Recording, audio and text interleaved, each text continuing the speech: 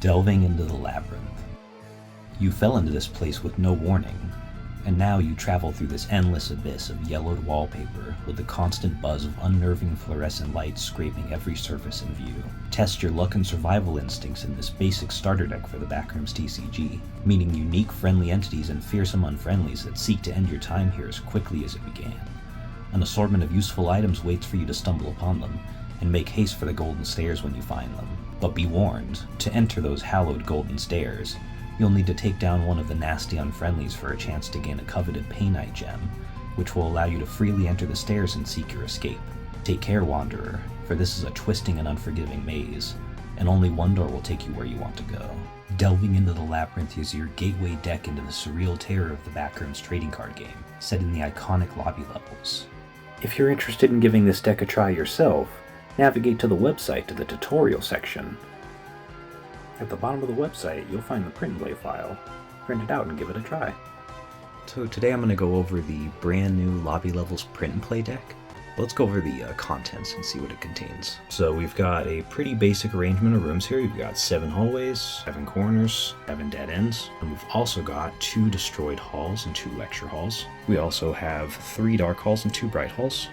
So the rooms, as you can see, are a mix between basic rooms with the hallway, corner, and dead end, and then some rooms with more effects, like the dark hall and the bright hall requiring protection, or else you won't gain from the pool pile. And then the destroyed hall and the lecture hall for kind of the balancing factors, since the destroyed hall is so sanity draining, but then the lecture hall here gives you a lot from the pool pile, which is nice. And then for the outcomes, we have the golden stairs and the void. So it's a pretty good assortment of rooms, nothing especially crazy, but I think a good accessible set for people who are interested in seeing what the card gameplay is like. So I think overall the arrangement is pretty good. We've got a number of different things that do have their own sort of effects, but then some nice basic rooms. For the entities, I've selected 6 unfriendlies and 3 friendlies. So for the entities, I've selected 7 unfriendlies and 3 friendlies. We have the 2 smilers, the blusher, the dollface, the lost agent, the hound, and the faceling. And then for the friendlies, we've got the death moth, the archraven, and Aiden. So some good stuff, some items, and a little bit of help with the entities with Aiden. And the unfriendlies have their own special effects going on, like the smilers going across from each other on the field of play, the blusher hitting you for 1 every round, and then certain entities which can only be tempted with concealment by certain items, like the dollface with the almond water and the hound with the death moth jelly. Finally, for the items, we have a mix here between concealment, attack, and the special item there. We've got the 2 death moth jellies and the almond water for concealment. And for attack, we have the 3 liquid pains, the boom shrooms and the shock shrooms. And there, right there in the middle, is going to be the flash sphere, which is used for concealment, attack, or going through one of those dark halls. Then finally we have the master goggles for traversal through those dark and bright halls safely. So that is the arrangement I chose for the deck. So let's go ahead and take a look and see it in play. Alright, so just in case you haven't really seen the how to play video for the game, let's just take a quick run through some of the elements of the game. So when starting the game, you're always going to start on the room closest to the 6 o'clock position, but then going clockwise until you reach an actual room card. Once we place the position token there, we can then begin the first action round. So we can see here that we have a faceling, that is an unfriendly entity that we could engage if we want. You can see here it has that Painite Gem icon, so if we defeat it, we can flip for the chance to get a Painite Gem, which is the key to escape. We also have a few items here. We have 1 concealment item with the death moth jelly, and we have 2 offensive items, the liquid pain here and the boom shrooms. The liquid pain deals 2 damage, and the boom shrooms deal 3 damage. So we'll go ahead and grab the boom shrooms for now. Now, we only have a couple of different possibilities for movement. We can't move the room across from where we're at, or the room that we're on. We can only move rooms that are basically able to freely move across the field of play to the spot opposite of them, that don't have unfriendly entities or portal cards. So for instance, we couldn't move this dead end because the faceling is right here. We could move this lecture hall though. So if we do that, we cover the card adjacent. So when we do that, move it across and we cover whatever card is there, and then we move the position token on top of that. We're now going to gain 4 cards from the pool pile. So that is 4. They go to the bottom of the deck in hand. And then this also gives us 2 sanity back, but we're already maxed at 20. Can't go above that. And then we get 2 navigation points. But we get to choose if we want to go clockwise or counterclockwise from our current position. Since we don't have Master Goggles or Flash Sphere, we have no protection against this dark hall, so if we moved into it, we would lose some sanity, we wouldn't get anything from the pool pile, and we would just have to put down navigation points. But we could take the corner here. So I think the best idea would be to place our navigation points going this way and cover up the dark hall, because it's not really helping us right now. So we place 2 navigation points from our position token. That's going to be 2. If we had any entities in one of these spaces, that navigation point would get skipped basically. So for instance, if we had this faceling here, we would have done 1 card, and then this would be the second navigation point, but we wouldn't actually place any cards down. Now we see 2 dead ends came out. These are -3 sanity. They're basically the corner, except they are negative sanity as opposed to being 1+ sanity with the corner. Since we place navigation points and our movement phase is done, we now are back into the action round. So since we finished placing our navigation points, the movement round is done. We're going to go straight back into a new action round. So the action round, first thing we can do, if we want, is to pick up an item. Liquid Pain. And you actually can engage entities before you pick up items, but usually you want to pick up items before you engage entities, because you're going to want to have that item usually to use against the entity. Like, I could actually engage with the faceling and take it out with the Liquid Pain, but at the moment I don't feel, at the moment I'm not really feeling pressed to engage because we have so many possible movement spaces around the field of play open still. But we are going to take this corner, move it across the field, covering that dead end up to get 1 from the pool pile, as denoted on that left side, and then we're going to gain +1 sanity, but we're max, and then 1 navigation point. So I could go over the faceling and not spend anything, which would be a good way to preserve the deck in hand. But we're trying to get items out. We want to just see more things as soon as possible. Now this dead end, I'm going to cover because I do still have. So the dead end I'm going to cover because I want to leave this lecture hall space open right over here. So I think I'm just going to go this way and cover the dead end, and another dead end pops up. So I'm not going to engage anything yet. We're going to take the lecture hall here and see we've uncovered the Death Moth Jelly again, which is nice, so we can grab that. We're going to get 4 from the pool pile for visiting the lecture hall. Still max sanity, 2 navigation points, so this would be a good opportunity to fill these open spaces. Usually you want to fill open spaces if possible,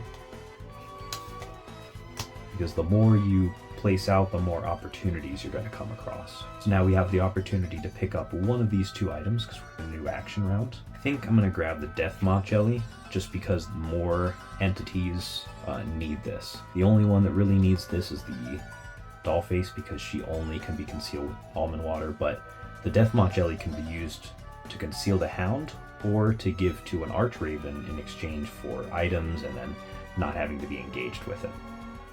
So Death Moth Jelly, usually if one of those 2 come out, I'll usually just grab the Death Moth Jelly.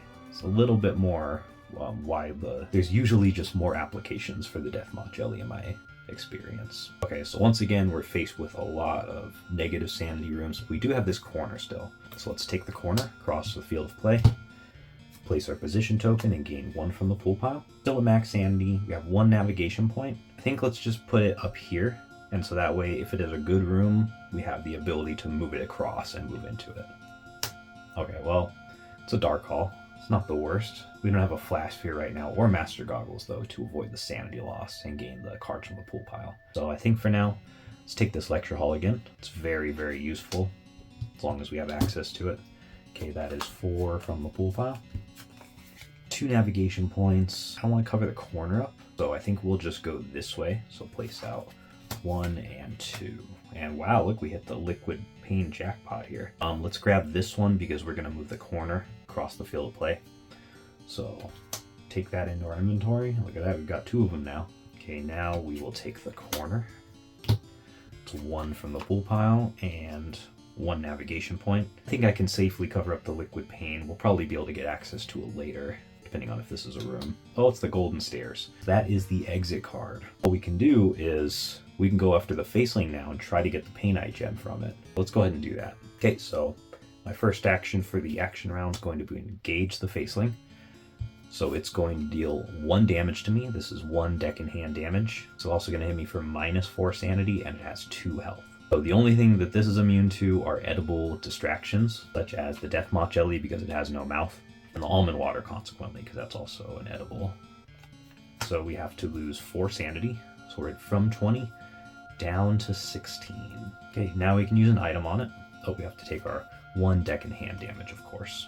So we place that deck and hand damage at the bottom of the pool pile. So it's thinning out our deck and hand.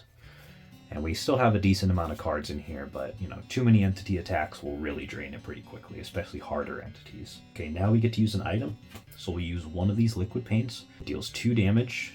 So bam, lay it on there. That's 2 damage. And then we flip for the Painite Gem because it has that Painite Gem icon. So we have the double-sided coin here. It's got the gem on one side and nothing on the other. So we flip it. All right, unfortunately we did not get the gem, but the entity is defeated. So it gets sent to the discard. So now we have to find another entity with a gem on it. Okay, since I haven't picked up an item for this round, even though I used an item, I still get an item pickup. So I will grab the almond water now that I have a space free in the inventory. Then let's take this lecture hall again. Let's try to just get cards out here. Okay, that is 4 from the pool pile.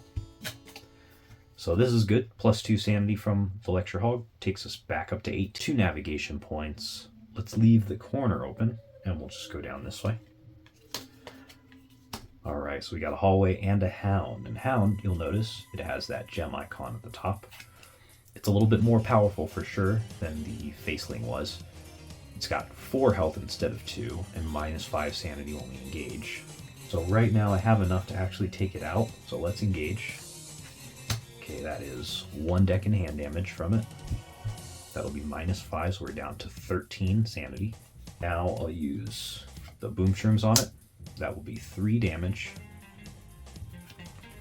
As you can see here, 3 damage. It's a little bit small, but right there on the creature. Now I have to wait 1 more turn in order to use my liquid paint on it, which will take it out. So for now, we just have to move. Let's take the corner here to not cover the golden stairs. Okay, that's 1 from the corner. That'll be +1 to 14 sanity. Navigation, let's just go this way so we don't risk putting an entity on that space. Okay, so corner. All right, so new action round. The hound attacks me for the deck in hand shown, so that's 1. Now I get to use an item on it. So I use the liquid pain for 2 more damage. That takes it up to 5 damage and it has 4 health. So I get to flip for the gem.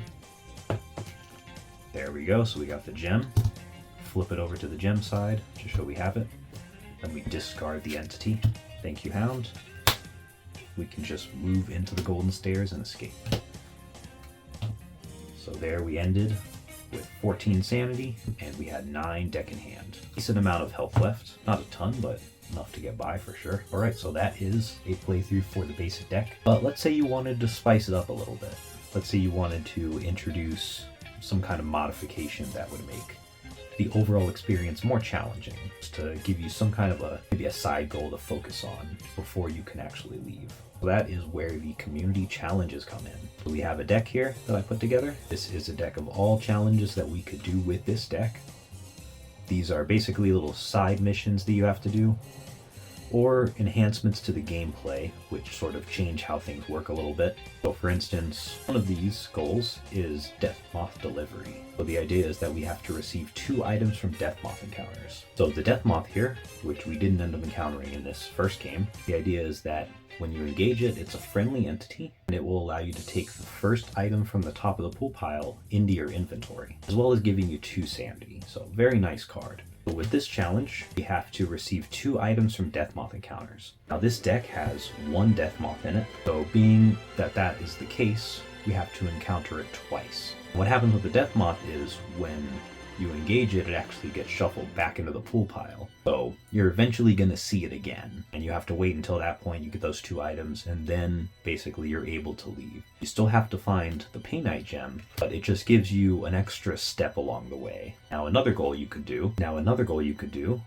would be this max sanity attack challenge, where you have to have 20 sanity when you move into the golden stairs. So I would have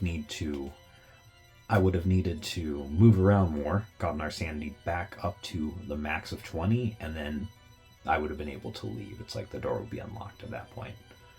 Of course, still requiring the gem. Another one would be to give the Archraven a Death Moth jelly. So this Archraven entity, if you engage it, it allows you to take the top 2 items from the pool pile, and then if you give it a Death Moth jelly, sending it to the discard. You would then get to shuffle this back into the pool pile. So the idea for this one is just to engage it and have that Death Moth Jelly in order to give it. And it could also be one of the items you find, because it gives you 2 items. One of those might be the Death Moth Jelly, but that's riskier, obviously, because you don't know if it's going to come up or not. And if you don't have the jelly, when you engage him and you don't give it to him, he sticks around and you have to basically knock him out, or else he just stays in your engagement zone perpetually. So another challenge here would be the Experienced Explorer, where you use 3 unique attack items. So that means during the game, at some point, you would need to use 3 different attack items. Now, it could technically be 2 of the same, like 2 liquid pains, but you just want to make sure you use attack items 3 times before you escape. So you could also use like shock shrooms, flash sphere, and liquid pain, all for their attack. So you could use like these 3, for instance, the flash sphere, the boom shrooms, and the liquid pain. Once you attack with all of them, then you can consider this goal completed. So here is like a perpetual modification for the game. Small pockets. The idea is that you actually have only 3 inventory slots instead of 4. So that is a modification you can use to challenge yourself and make things a little bit harder and a little bit more exciting. So item management becomes even more important. Maybe leaving more items on the field of play that you move room cards over and then you come back for those items eventually. Or here's another one. This one is called Sapping Sanity. Every item you use actually hits you for 2 sanity. So you lose 2 sanity in addition to any sanity loss the item would normally give you. I think none of the items in here actually give you any sanity loss, but there are other items in the game that do cause you to lose sanity. Like the death shrooms, it costs 6 sanity in order to use. So with this challenge active, it would actually be 8 sanity to use one of those. Or, for instance, with the mirror piece, that's 3 sanity, then it would be an additional 2 on top of that, so it would be 5 sanity to use that item. And here's another tough one, the pain mode. So while you're engaged with an entity, they deal +1 deck and hand damage every round. And then also when you engage them, you lose 1 extra sanity. So that definitely could make things a lot harder. This one's pretty cool, called Stocked and Loaded. You have to escape the backrooms with 4 attack items in your inventory. And they can be multiples of the same one or all unique. That's up to you, up to whatever you leave with.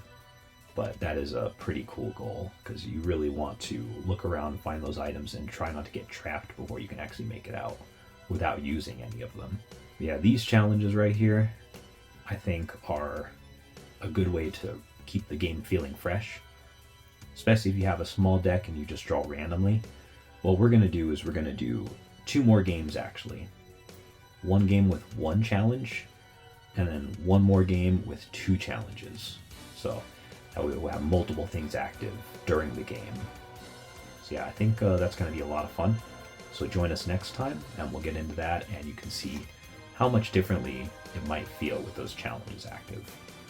Alright, thanks for watching. We'll see you in the next one. Take care.